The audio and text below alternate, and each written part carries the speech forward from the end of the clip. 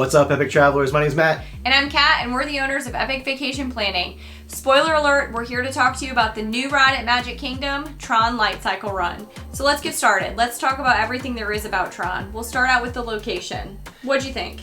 I didn't like it. I mean, it's hard to find. You can see it. It's evident from everywhere. But again, navigating over there, it was pretty tight. And again, maybe it was for the preview, but there's really a narrow path kind of going down right behind Space Mountain, kind of near the exit to Space Mountain, actually.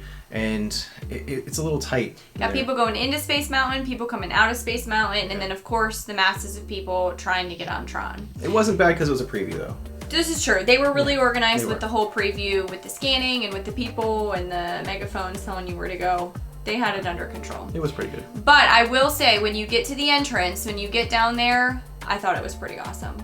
It was. It's lackluster, I think, during the day, personally. I think it's fine. It's a big building, and you can kind of see it from far, but we got there right as it was getting dark. We got there right at, like, dusk time. Pretty cool at night, I have to admit. The signage was really cool. It was really well lit up. It's really cool, honestly. The nighttime does it justice. Lights up. The fact that the train comes outside and you can walk underneath it, you can see everybody on it, is really neat. For that kinetic energy, right? They say kinetic energy. You know, you can feel the people riding. They can hear them screaming. Gets you excited. I mean, as soon as you walk up, you're like, man, I'm ready to go on this ride. You know? The next thing is the queue. Right outside of the queue, which I think is going to be really important to tell everybody, is an example of the ride vehicles that you can test. Because a lot of things we've heard is that there are people who are really uncomfortable on the ride, or there's some sizing issues with the way it comes on your back or on the legs and the way it squeezes. So I would highly, highly recommend you stop outside of the ride, you give it a feel, almost like Hagrid's, you know, kind of same feedback, just to see how it's going to feel. Are you going to be comfortable? But they do have special accommodations, right? They do have special seating. They will accommodate you if that's not your cup of tea, or that's not something you want to try, or something you don't enjoy. You don't enjoy that position, because it is kind of a forward-facing kind of motorcycle Very similar position. to Pandora. Yeah, you're leaning way forward. It's almost on your stomach, really, the pressure. Even our 11-year-old said it was a little weird, kind of feeling that pressure on his stomach. So it can be not for everyone, for sure. They do have an option for stationary seating, but I believe you have to tell them kind of ahead of time. You do. Not every train has stationary seating. We're kind of jumping ahead here, but we sat in the very back row and it was not stationary seating. So what they typically do and what they recommend is just let a cast member know. They'll pull you over to the side.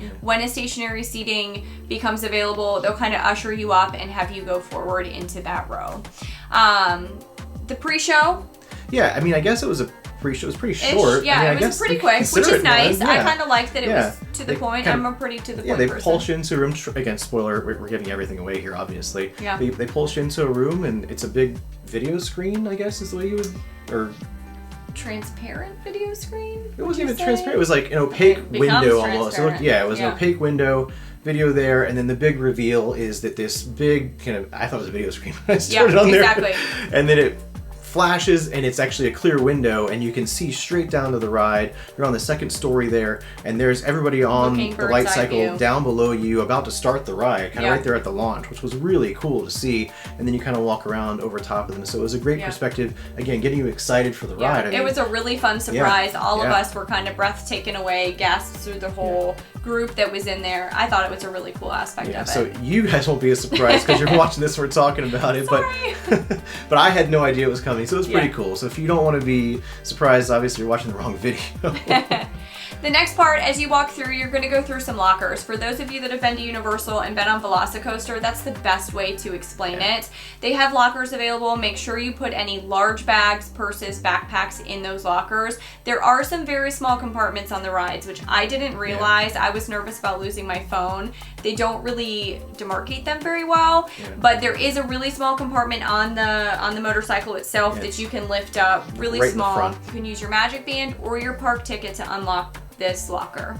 Similar to Velocicoaster, you go in on one side, you're going to scan in, put your stuff in there, lock it, and when you come off of the ride, you'll be kind of on the mirrored image of that. So if it was on the left side when you go in, it'll be on the right side when you come out. So don't forget your number, first of all. And again, don't pay attention to where it is, because as you go in, right, you're going in one way, but you're coming back a different way. So if you're on the first set of lockers on the left, it's actually gonna be a last set of lockers on the left when you leave, so you can't kind of orient yourself there. And they're numbered like 100s, 200s, 300s, and there are cast members with their iPads who can help you out. So get down to the ride. I think that's probably the next phase. Down to the vehicles. Split sides. There's 2 sides. They kind of direct you which side to go.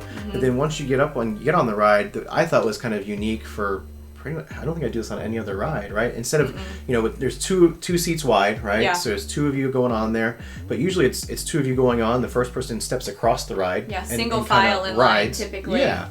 But this is not that, right? So you have to kind of go around. They say one person goes straight to the first seat, then the other person they're saying go between the vehicles all the way to the other side of the train, and then come back on. And it is kind of kind of interesting watching people getting, because nobody knows how to do it. You should have watched me get off, because I was like, I don't know which way to go. Some people were throwing their leg over like a horse. I saw this guy kind of jump on it from the back, which was a unique effort, I guess. But hey, whatever works.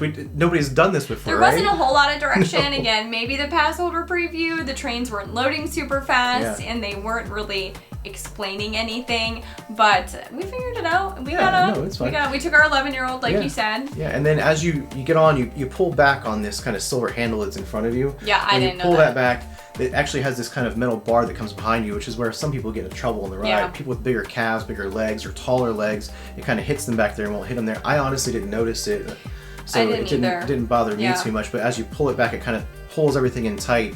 And then there's a plate on your back, almost like a turtle shell, that kind of comes down onto your back. Yeah. I couldn't figure out how to get myself into it. I didn't realize you had to pull it down. So there's not any, I mean, you got to do it yourself. Yeah. There's not a lap bar that comes down. But even when the back comes down, you still have some give to it. It's kind of like a desk chair almost, where you're forward in one position, but you can lean back. It'll rock back a little bit, so you can kind of sit up a little bit higher, because I don't like laying way flat like that on a ride, but I could still kind of sit up. I think our 11-year-old was kind of up, almost putting his hands up, really. Yeah. I would say it was a little uncomfortable for me to lay on my stomach. There was at least 2 handlebars, maybe even 3, that you could kind of position your arms to, like Matt said, to push yourself up, but to hold on in different places to brace yourself, to kind of push yourself up to make it a little more comfortable. And then the best part of the ride, was the launch. Absolutely. I mean, that's as most good rides. Not even a question there. Pull into a kind of a corridor, I guess, and then they start the race. That's the theme behind it, right? You're racing other people, just like in Tron, and you're trying to get to the end first. And that launch is cool. You launch out of there, and then you go back outside right away, and you're back over the queue. And I feel like that was the most speed you got there. That was absolutely the most speed. I think our little ones were outside watching us, which was fun. Once you get inside, very similar to Rock and Roller Coaster, that you're kind of just coasting. Lights, There's some neon signs that are lit up to give you. I didn't think there was if there was a launch, I missed it. I don't think there was any more launch. I think the first part was the launch, but that's okay. Yeah. And inside was cool. There's a lot of cool graphics, a lot of cool things to see, a lot of quick turns and little drops. I think it was fun. It was a little short. It was a quick ride. I would kind of get yourself mentally prepared for that, because I can only imagine, just like any other ride in Universal, Disney theme parks, when it first opens, you can expect to wait a while. Yeah. And if you're going to wait 1 to 2 hours, don't be surprised when it's over quicker than it started. But we didn't time it, but it's we not didn't. long. We didn't. It was long. a pretty quick ride, but launch was definitely my favorite part. Absolutely, going outside, being able to see the people underneath you was really a cool experience, especially in that position. You know, you don't have many rides that you're positioned like that. Yeah, and everybody seemed to love it. I mean, getting off, everybody was happy, clapping. I mean, talking about it. It was definitely something that I think the park needed. Yeah, absolutely. Yeah, a bigger roller coaster, something with speed. And that's one of the things to point out too. The height requirement for this is 48 inches, right? Mm-hmm. It's a little higher than most of the rides. Most of them are kind of that 40-inch range for Disney 42, parks in general. Yeah. So this is much kind of higher for that. And again, I'm sure it's because of the ride vehicles and stuff. But it is something that, again, you're typically going to Disney and you think, oh, my kids can ride everything, especially like a 5-year-old. Right. But our 4, almost 5-year-old, he's not big enough for it. He's not even close.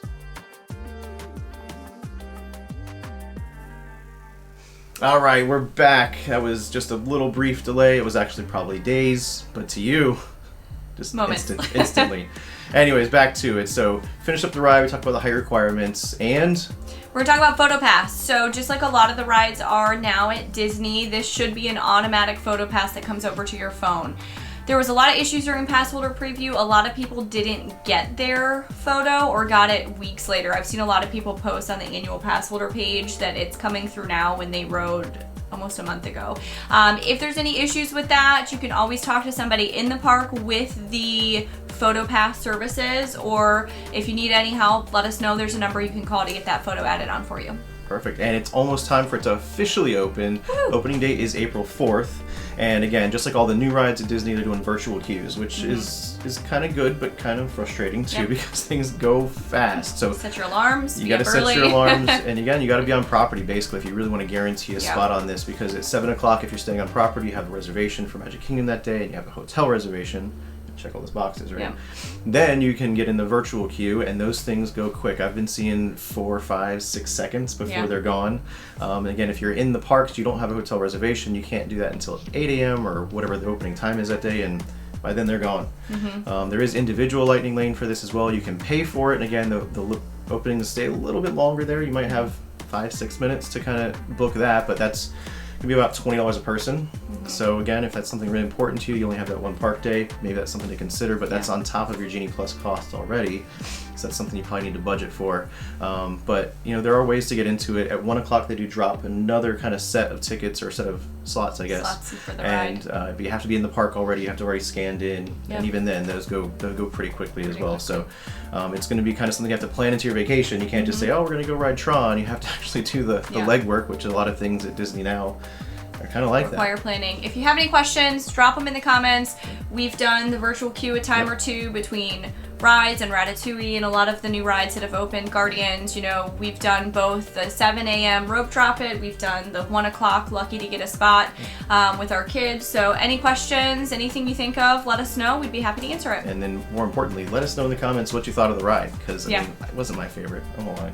It's fine. Yeah. It's okay. But maybe it's your favorite ride. I don't know. Let me know. Absolutely. And as always, guys, stay epic.